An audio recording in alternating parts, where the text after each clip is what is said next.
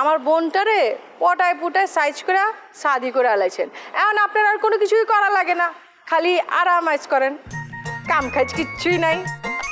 আপনার যে ব্যাককল কয় না, তার 14 গোষ্ঠী হইল গিয়া ব্যাককল।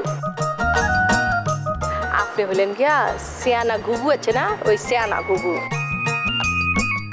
মানে কি সুন্দর আপনার জীবন, কিচ্ছু করা লাগে না, খালি শুয়ে বসে আরামাইজ করে দিন কাটায় দিতেছেন। বলেছে কাজ তো আমি করতেই চাই, সিমি করতে দেয় না, বলে তোমাদের ব্যবসা চালু হলে সেটার দেখভাল আমি করব।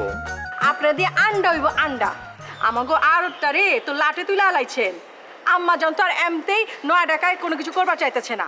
শুধু তো শুনছি কিছু একটা করবে, কিছু একটা করবে, কই করছে না তো। শুনেছিলাম তো আম্মা সুপার শপ করবেন। তো আপনি আছেন কেন? হ্যাঁ,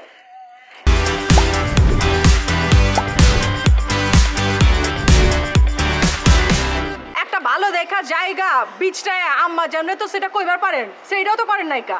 আমি একবার ইয়ে করবো কেন, আমি তো জামাই মানুষ। আমাকে কেউ কিছু বলেছে বলো? কোয়া লাগবো কেলা, আপনি নিজ উদ্যোগে কিছু কওয়া পারেন না? হ্যাঁ, আমগো ভাই নাই। হ্যাঁ, আপনি যদি কোনো একটা উদ্যোগ লইতেন তাহলে তো আম্মা জান আপনার উপর ভরসা পাইতো না। অবশ্য আম্মা জান এমনিতে আপনার উপর ভরসা পায় না।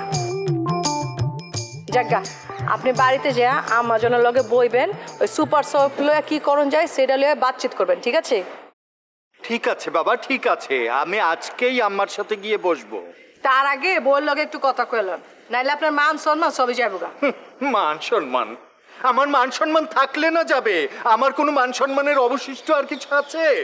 কে না জানতে বাকি আছে পাড়ার যে আমি বউয়ের আজাবে থাকি? আমার তো মান সম্মান গেছেই, সাথে তোমাদেরটাও।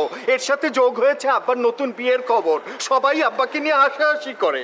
আরে এই সমস্ত ওই আজমল চাচা করতেছে, এর লেগেই তো তার ফ্যামিলিতে দিল্লুবারে ঢুকাইতে চাইতেছি আমরা।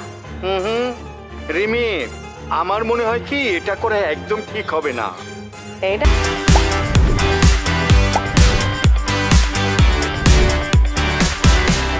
আমারে না কইয়া কিসের পৌড়ি যাক তবে পাবেন।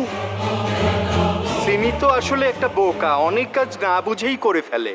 তারে বুঝানোর তো সাহস পান না, খালি নামই পুরুষ মানুষ হয়েছেন। ঠিক আছে, আজকেই আমি বাসায় গিয়ে বুঝাবো। কইবেন, ঠিক আছে, বাইতে যা দেখা যাবে না, চলেন। শুনো, তোমার আপাকে কিন্তু আবার বলো না, না হলে মান সম্মানে এতক্ষণ হেঁটে যতদূর অর্জন করেছি তাও যাবে।